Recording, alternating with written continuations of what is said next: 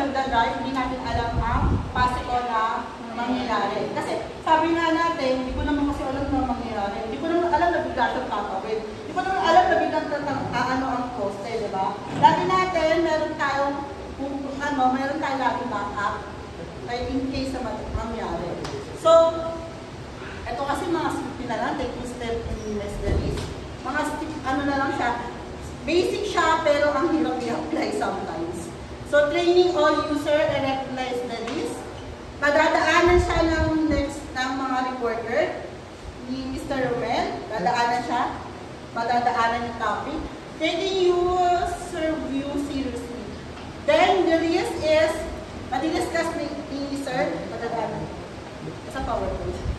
So, safety regulation and safety hazard, Mr. Pamintuan. Yung hazard and risk, workplace, Mr. Pamintuan din. Then, the contingent, contingency, ano meaning nito? Ang sabihin? Contingency. Ano? Yes, sorry. Huwag daw akong maingay sa amin sa grade. Ano na ba? Kasi nire-refer niya ang grade. Okay, next.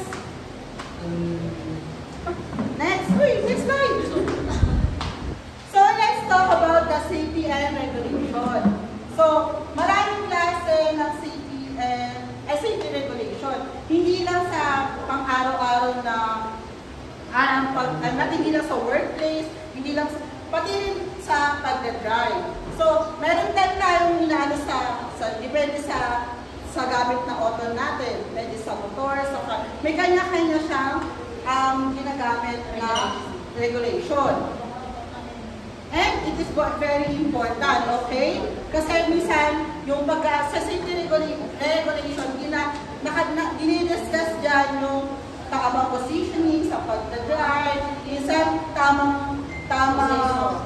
hindi porket daan to, pwede rin dumaan. May mga regulation na dapat sundin. Hindi lang bilang tao, parang bilang mamamayan sa city na tinitirhan nyo or doon sa barangay na sinasakupan nyo.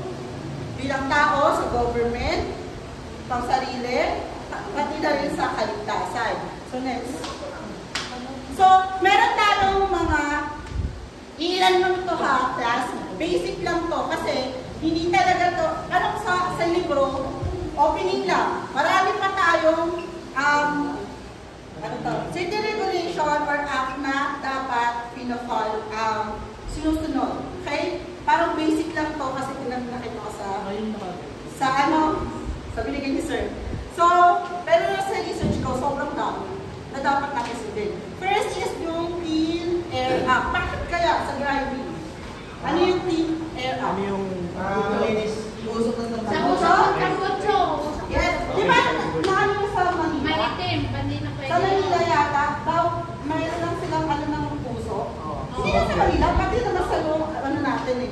So yun, sila yung nag-implement sa ng puso, sa pag-test. Isa rin sila. So may ordinance na kailangan, may mga city, lugar na kailangan i-follow. Next is yung building code. Ba't kayo nasama sa building code? Diba? Connect natin kay driving. Building code. Ano yun? Lungkod ng Kervin. Building code. Pagaya na magpagawa ka ng bahay, kailangan mo mag-book ka Yes. permit. Diba sa building code, connect natin siya sa parking. Diba? Hindi lahat Pwede sa parking. Hindi lahat ng area pwede yung paparkan, pagawa ng parking. Kasi may kinukonsider doon sa area. So, kailangan din natin yun. Plus, sa school, sa mga LTO, may mga sinusunod din yun na kailangan ng safety regulation. Bawat company, bawat organization, may sinusunod na kailangan ng safety regulation na kailangan natin alamin at i-follow. Next is National Electrical and Fire Safety Code. Bakit kaya? Sa sasakyan. Nagana yung mga susurin. Mga wiring. Yes, very good. Wiring. So wiring, di ba? Para iwas tayo na mga sa sunog, di ba?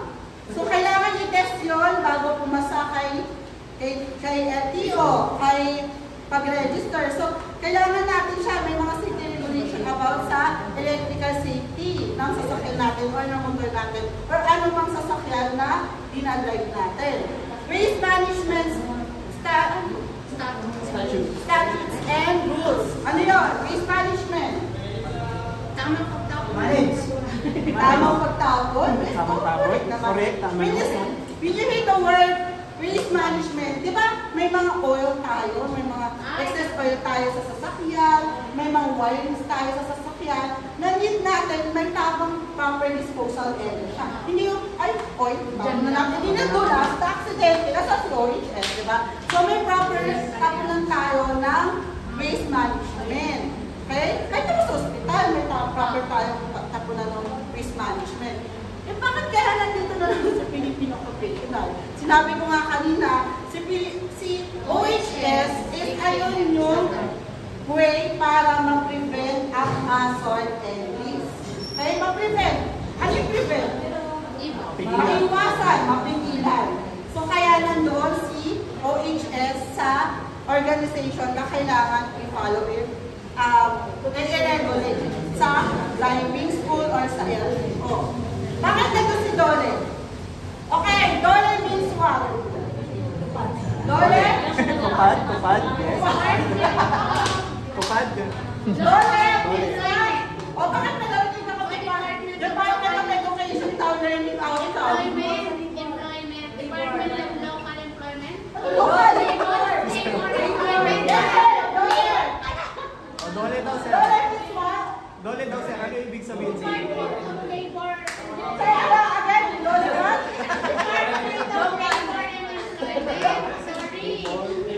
Bakit si Dole nananahimik na isama siya sa regulation ng Labor and driving? employment. Alam niyo ba si Dole class, ang focus nila sa driving is yung mga jeepney driver natin, guys, NTS. mga ano, public transport. Okay? Usually, isa pala daw si ate. Kaya wala to. Hindi ba natin? Pero, ayon sa batas, dapat. Kaso masabi ni Sir, iba ang batas ng Pilipinas. Kaya, doon siya yung nag-regulate ng proper, dapat benefits ng mga rider. Dapat, sa inyo Sir, meron benefits? Wala. Ano si sir eh? Kasi ano siya, Grab driver. Grab rider. Meron. Sir. At accredited Grab siya. rider, bayan gawin. Okay, dapat si Dole yun, okay? When you hear the word, ano yung ECC? Environmental Compliance Certificate. Ano yung compliance? Ito comply mo Sa Tagalog? gagawin mo. Pagkasunod? Pagkasunod. Sunod. So, ECC is, tama si ma'am, okay? Environmental Compliance Certificate. Sa bawat barangay, sa bawat city na pinagdadaywan natin, may ECC na regulation na sumusunod. Hindi porket dyan lang, pwede ka na mag-party. Hindi porket dyan lang, pwede ka nang dumaan. Okay? May mga area kasi na may mga park, may park na bawal mag-park. Ay, may park. May lugar na bawal May lugar na magkilan. bawal Hindi. pakinan, gano'n. Sige na nga. May lugar na hindi pwede parkingan ng sasakyan. Okay? May lugar din na pwede lang e-bike. Okay? May lugar na pwede lang bike. Hindi pwede doon yung bus. Okay? Kaya dapat pinapalo yung ECC regulation or ECC regulation doon sa area. So, let's talk about bakit nandito siya lahat. Anong importance niya? Safety. Okay. Yes, very good. Yeah. Yes?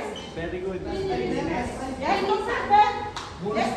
Very important word, safety. Para ma-prevent natin yung accident, yung mga illness, kasi nga si waste management. Wala nga mas tapon mo lang dyan, di ba? Kasi di na nasunog, tapon mo lang. Para ma-prevent natin, maiwasan. So, yun yung pinaka-main nung pag-aaral ng safety regulation. So, naintindihan ba to? Yes. So, next is Mr. Galis Pamituan, explain na lang yung topic